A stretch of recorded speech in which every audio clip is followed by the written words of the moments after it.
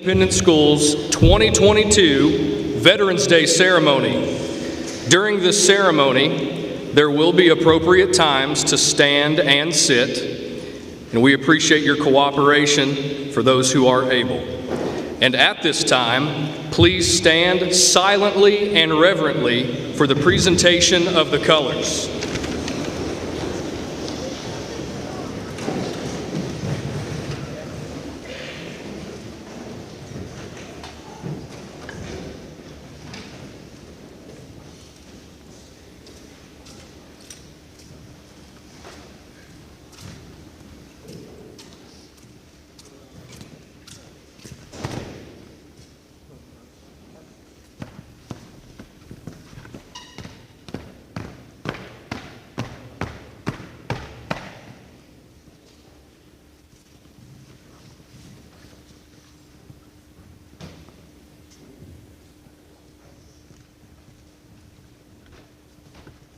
I pledge allegiance to the flag of the United States of America and to the republic for which it stands, one nation, under God, indivisible, with liberty and justice for all.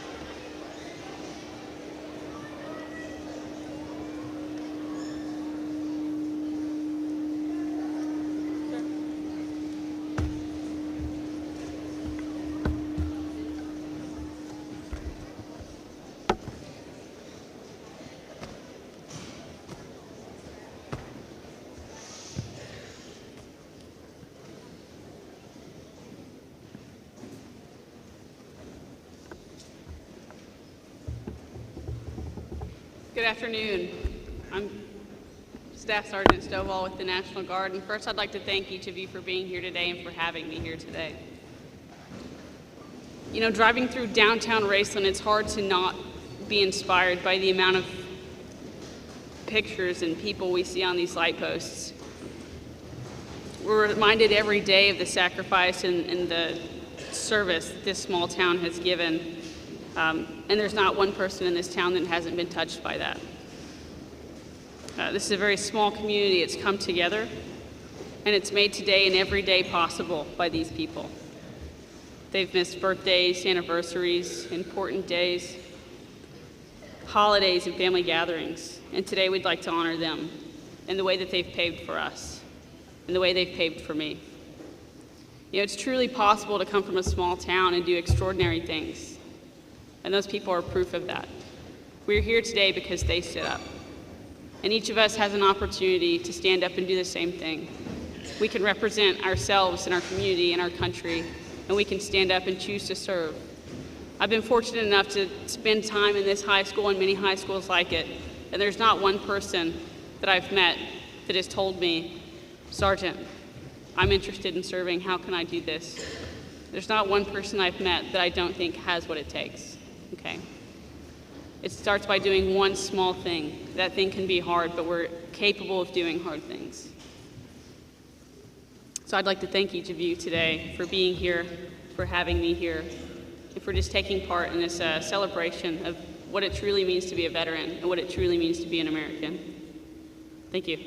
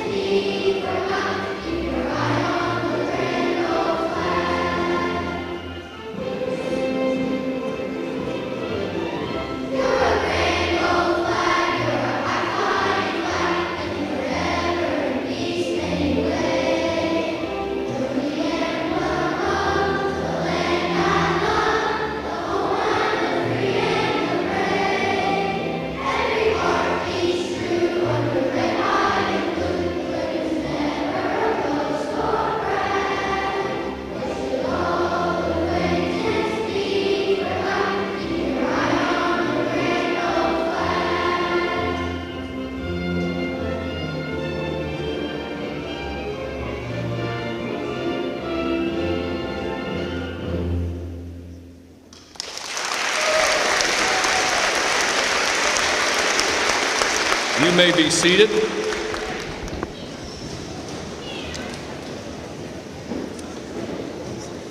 And now I'd like to present to you Jason Likens, minister at Raceland Christian Church, who will give the invocation today.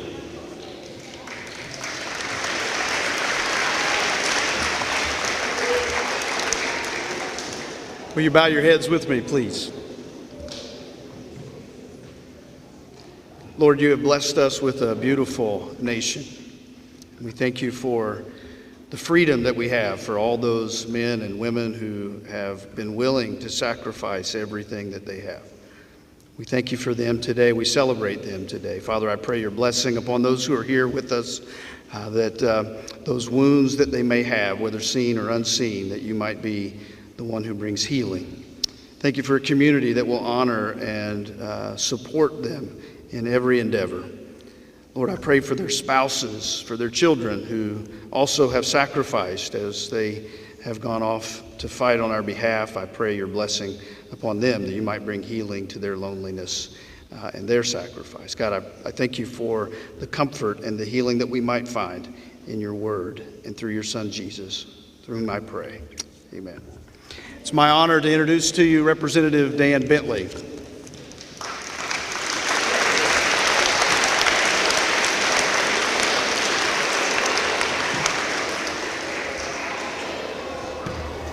Can you hear me better with the microphone or without the microphone? Without? Okay. Let's try it without it. I was down in Greenup the other day. Can everybody hear me up there? Use the mic. Thank you, Dustin. You couldn't hear me. I was down in Greenup the other day, and this man came up to me and says, Representative Bentley, says, you're a pretty smart guy. You went to the University of Kentucky. He said, I want to ask you one question. He says, you know, Time magazine usually puts a person of the year on their cover. But if you took from 1900 to 2000, and you were the editor and you get an opportunity to put somebody on that cover, you could put a man, a group, or a woman, who would it be? Now think about that for a minute. You're the editor and you want to put somebody on that magazine. Now that's in your mind, let me tell you the answer. It was an American GI, woman and male, both. They paid their taxes, they fought 2 wars for this country, and they kept the world free. Don't ever forget it. That whole century depended upon the Americans, GIs, and our allies. And that was the answer I gave back to that gentleman. He says, you did well at UK. So I gave him the right answer back. So I want to thank you all, and good morning for having me here today, in this moment to honor those who bravely fought and our country. You really have a nice school here, it's very clean. I've been around for the last 3 hours. Everybody's really helpful. I would like you all to take just a moment again and think of what makes America a leader throughout the world. Just pause and think about that. What makes us a leader throughout the world? You know, Washington said once, he said, smiles of heaven can never be expected on a nation that disregards the eternal rules of order and right which heaven itself has ordained. Maybe that's the basic principle because it makes America great. I'm sure some of you here thought of our freedoms, such as freedom of speech, which we have right now. I can say what I want to say. Or freedom from religion. You can go whichever religion you want to go on Sunday or whenever. First Amendment, Second Amendment. Second Amendment is to bear arms. But maybe some of you thought of our rich culture that we have throughout the world. I say what makes America the greatest country on earth is all these things together. But they are only possible through our veterans. Through our veterans.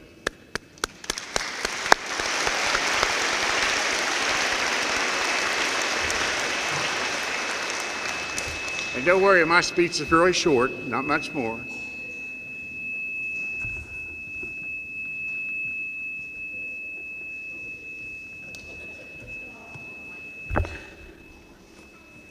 The founders understood that our rights were not bestowed upon us by government.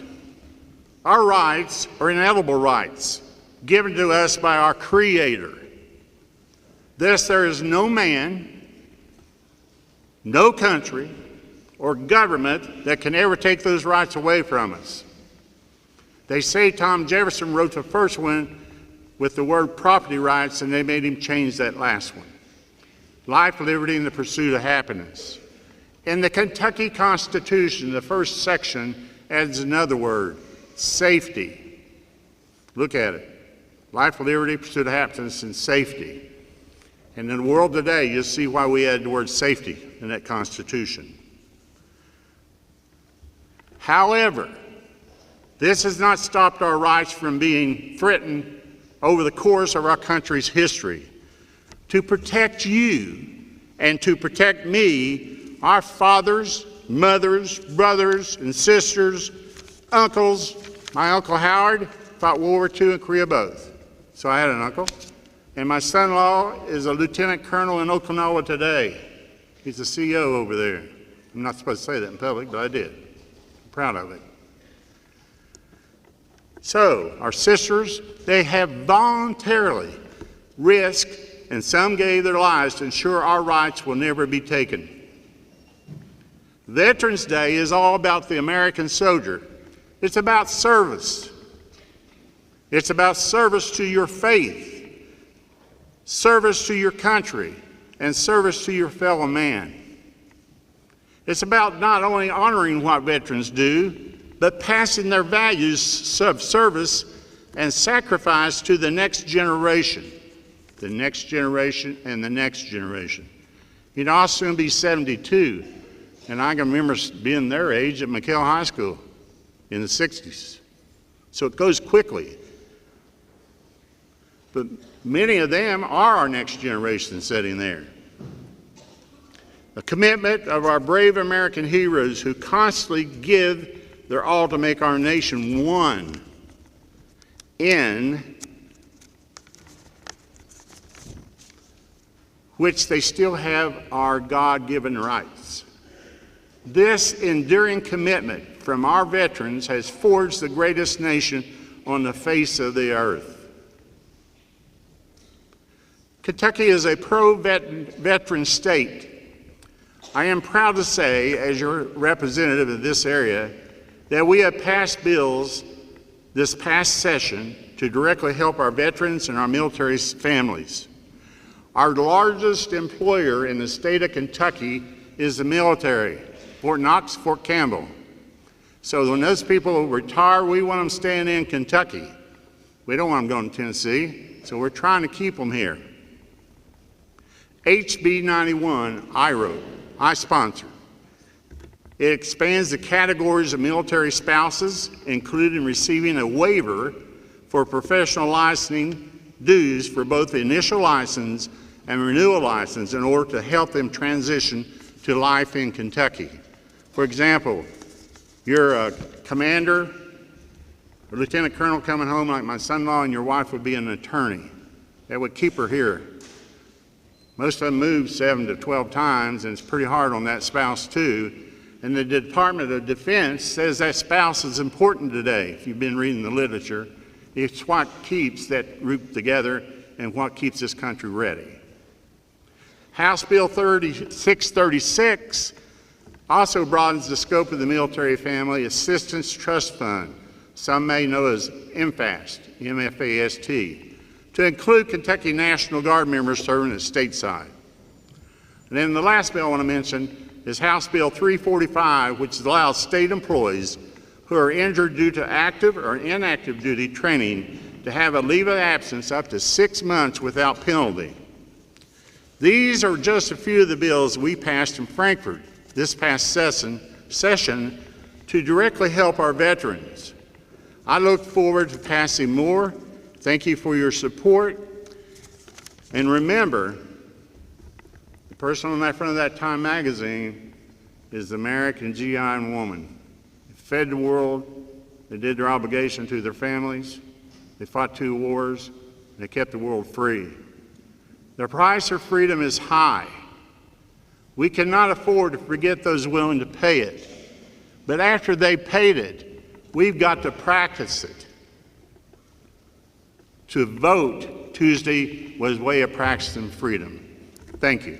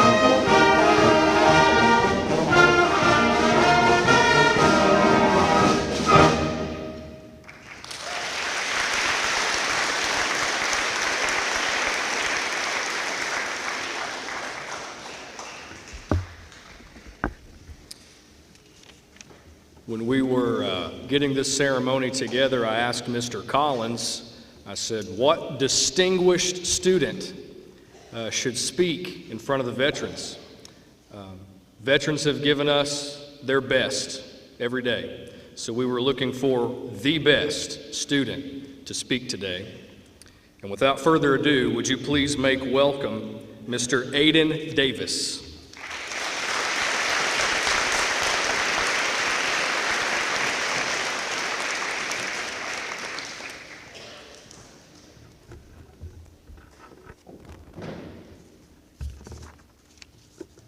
Good afternoon. My name is Victor Davis, and as most of you may know, my legal title contains two middle names, those being Aiden and Reed. I was given the name Aiden simply because my parents couldn't agree on my first name, so they decided to give me both, deciding to have their cakes and eat them too. Reed, however, was given to me for a different reason. Reed was given to me in commemoration to a side of my family that was very important to us. But it was also for one man in particular, that being my great-grandfather, Charles Glenn Reed. Charles, or Chuck, as family and friends called him, was a family man, a role model, and a veteran. During the height of the Second World War, my great-grandfather joined the Army Air Corps on his own accord to protect his country, and at the time, he was only 17 years old. I stand in this gymnasium today at 18 years old, an adult that is too afraid to order a pizza over the phone. But Chuck and so many others decided to put their lives on the line for the sake of our land. During my great-grandfather's service between 1942 and 1945, he managed to climb to the rank of Staff Sergeant, and between December of 1944 and April of 1945, he took part in over 28 different missions and achieved a total combat time of over 175 hours in Italy, Germany, and Austria. After the war, Chuck returned home to his family. He became one of the million of people to receive the Purple Heart, which is a medal given to soldiers who were wounded or killed during combat. Although I never met my Papa Chuck, the stories I've heard about his selflessness and bravery that he showed to his nation tell me all I need to know. He was a loving husband, a caring father and grandfather, and a hero to this country. Thousands of others can tell stories akin to mine, whether they recall the service of family, friends, or themselves. The actions and sacrifices of the few and proud pave the way for the rest of us to live peaceful and comfortable lives. We read their stories in books, hear their words online, and watch recreations on the big screen, but sometimes we forget that these events were real, more real than we can imagine. The act of guarding and protecting this country is a position that needs to be filled. And thanks to the altruistic nature of our veterans and active service members, they keep this land safe while they face the reality that they may not come home. America itself is not the only country thankful for the service of its military. Thanks to the actions of our soldiers, other countries can look to us as a watchful eye and ally when hard times may arise. Our military is looked at as the great protectors of freedom and liberty, because that is exactly what they are. If you look at the numbers, America is home to the largest military relative to its population by far. It's very likely that most of you in this room couldn't count the number of people that you know that have served this country on one hand. I know I certainly couldn't. I had my great-grandfather who served in World War II. My father's father served stateside during Vietnam. I have two cousins who were deployed in Iraq and Afghanistan, and a great-uncle who was a full-bird Air Force colonel and worked in the Pentagon. In fact, I know a handful of people in my graduating class who are looking towards joining the service after we graduate this May. I wish them the best of luck on their journey, and I deeply respect them for wanting to join our troops. The point is, our veterans have been a beacon of hope, a light in the dark for so many people. We relegate holidays to honor their duty a few days a year, but their actions deserve so much more. We have them to thank for the soil that we stand on, and if it were up to me, every day would be a celebration for the men and women who fought for their homes and for the ones who sadly passed in their fight. Now, before I leave, I want to extend one more thank you to any veterans or active service members here today. Your contributions to this country will never be forgotten. Army, Navy, Coast Guard, Air Force, and Marines. These miraculous groups of heroes are what cement the United States of America as a land of the free and a home of the brave. Thank you.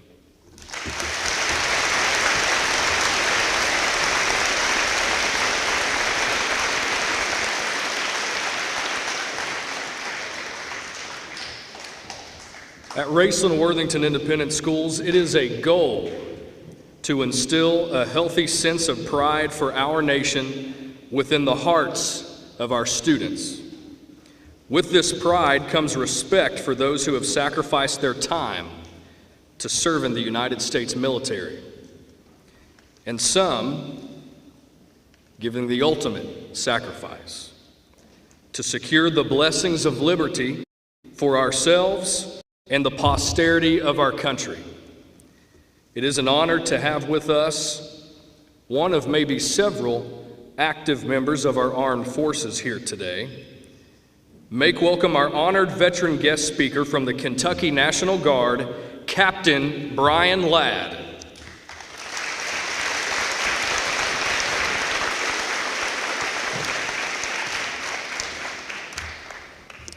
All right, good afternoon, everybody.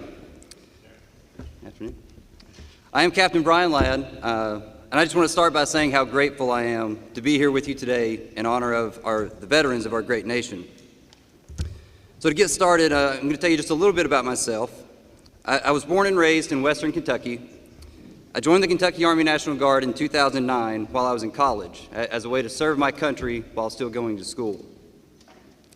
In 2011, I commissioned as an engineer officer, and throughout my career, I've attended several training schools and accepted assignments that have taken me all over our great country as well as overseas. Most notably, in 2016 and 17, while in command of the 207th Engineer Company out of Hazard, Kentucky, I led a deployment to the Middle East where I spent time serving in Afghanistan, Syria, and Kuwait.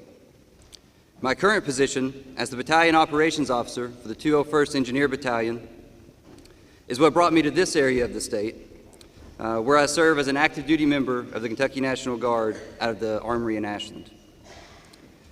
So that's enough about me. Let's get on to the real reason that we're here today, and that is to talk about Veterans Day. The tradition of setting aside a day to remember the veterans of America dates back to the First World War. That war was a costly and bitter one. America alone lost 116,000 citizens at sea, in the trenches, and in the skies over Europe. Finally, on the 11th hour of the 11th day of the 11th month in 1918, the guns went silent. An armistice, or truce, was declared, and the war to end all wars was over. Now, over 100 years later, we unfortunately know that World War I was not the war to end all wars. In the years since November 11th was first identified as a National Day of Remembrance, the scope of our observance has changed. From a day set aside to remember the dead from just one war, to a day in which American veterans from all wars, as well as those who served in times of peace, could be honored.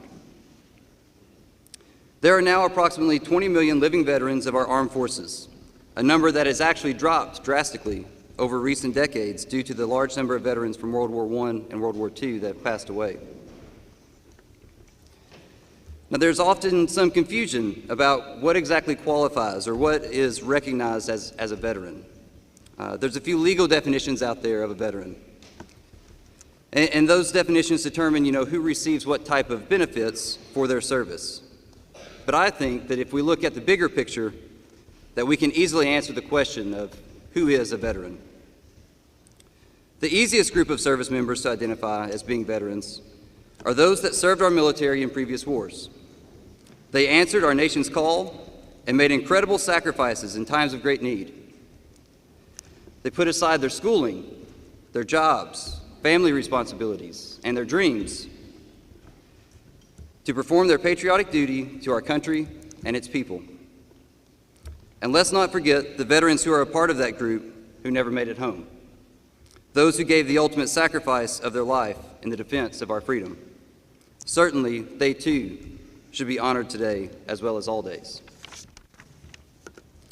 Additionally, on Veterans Day, we honor all of those who honorably served in our armed forces during times of peace or who were never called upon to fight in our wars. We service members know better than most that continued strength of America's military is essential to maintaining the peace.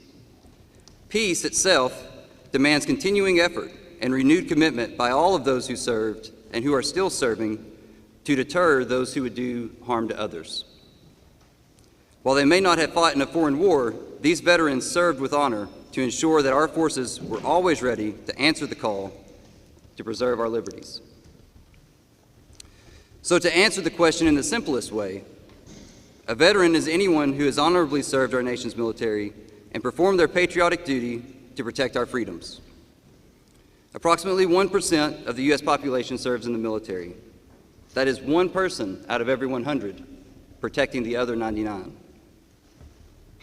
This nation is what it is today because of the efforts and sacrifices of our veterans. It has been the contributions of America's service members which have convinced potential adversaries throughout history that we are serious about the responsibility to defend our nation and its system of values. The celebration of Veterans Day is a vivid reminder of the price which has been paid for the liberty that we enjoy. It is also an appropriate time to reflect on the burden that our current service members share in ensuring that future generations to come enjoy that same liberty. Whether this nation is at war or at peace, the vital role of our veterans cannot be overlooked. So we honor them, especially on Veterans Day, for their willingness to answer the call and for their tremendous sacrifices in their selfless service to our nation, which has preserved our liberty, our freedom, and our way of life. To my brothers and sisters in arms, both past and present that are here, as well as your families, thank you very much for your service. Thank you all very much for having me here today, and if everyone would, please join me in a round of applause to honor our veterans.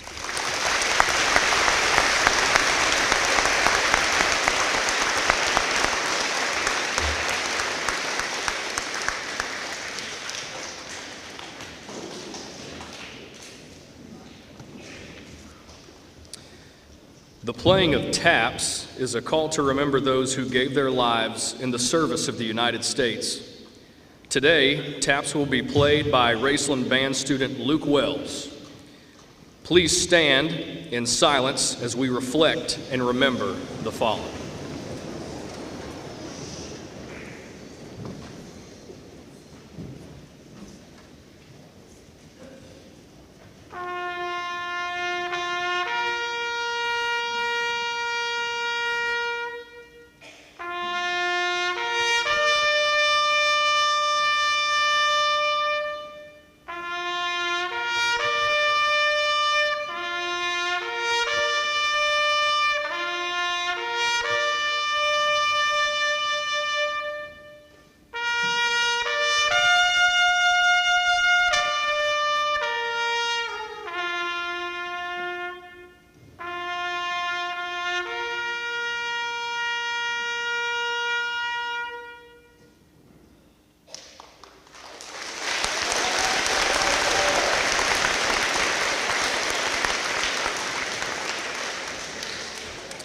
As we near the end of our program, the Raceland-Worthington Concert Band and Choir will perform the Armed Forces Medley. And veterans, when the theme song of your military branch is played, please stand so we can recognize you and thank you for your service. You may be seated at this time. Ladies and gentlemen, God bless the USA.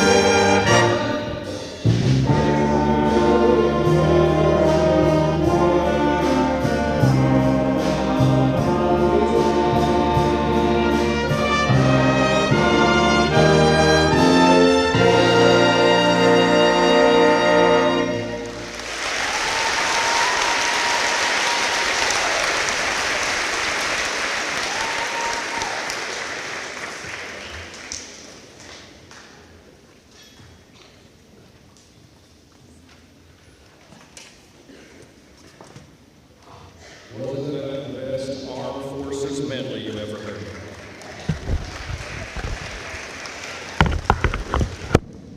My pastor over here reminded me, he said, you need to take better notes. So now, veterans, you all know what to do. Whenever your branch theme song is played, please stand and we will recognize you.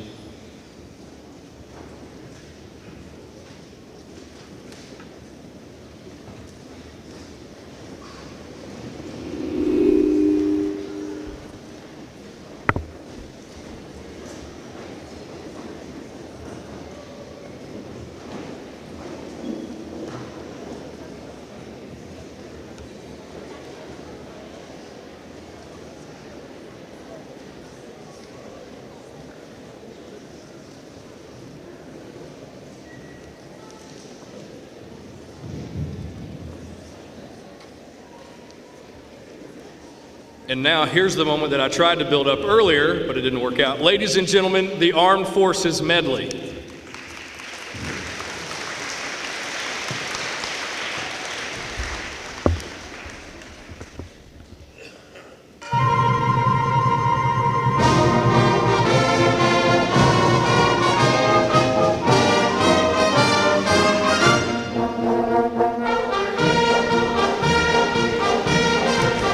U.S. Army.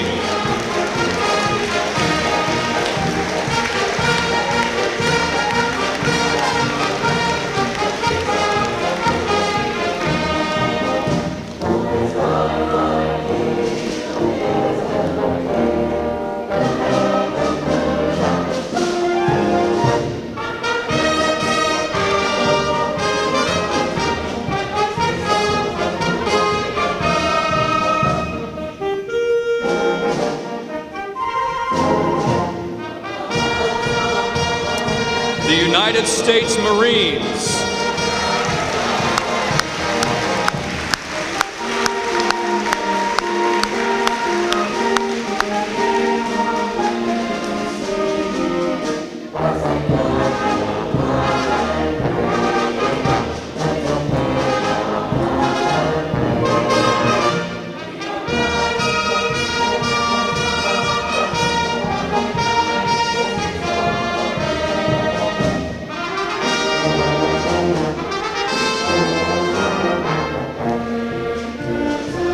The United States Navy.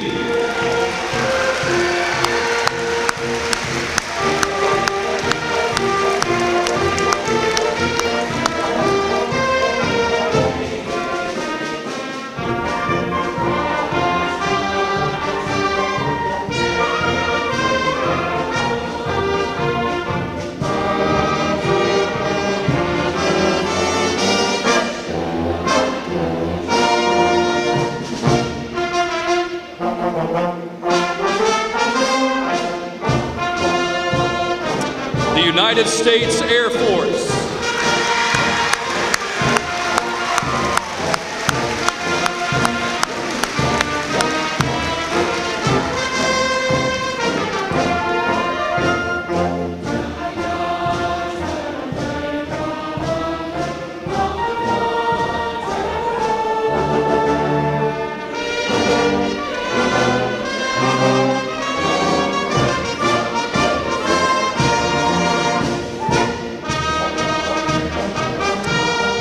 The U.S. Coast Guard.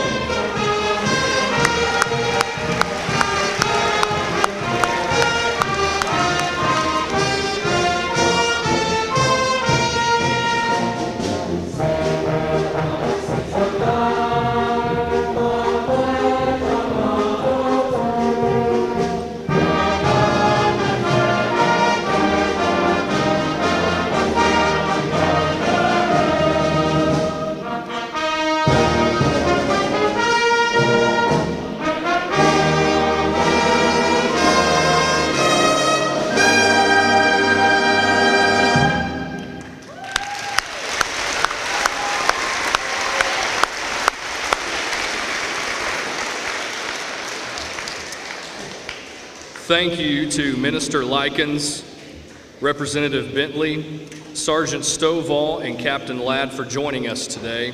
Thank you all very much. We would also like to thank the Raceland High School choir, band, and sound technicians for helping us make this program possible. Give them a round of applause, please.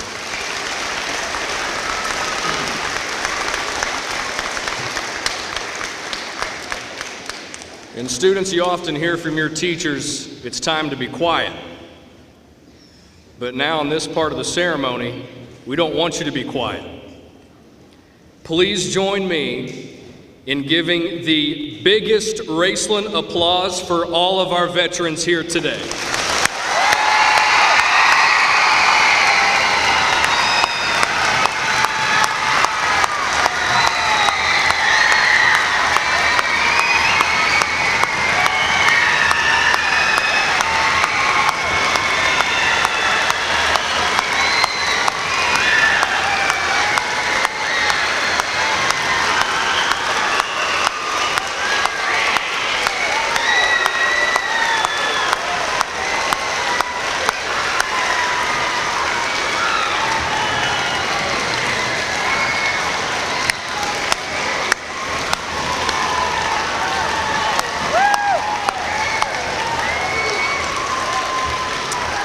God bless you all. Thank you for joining us today, and you are dismissed.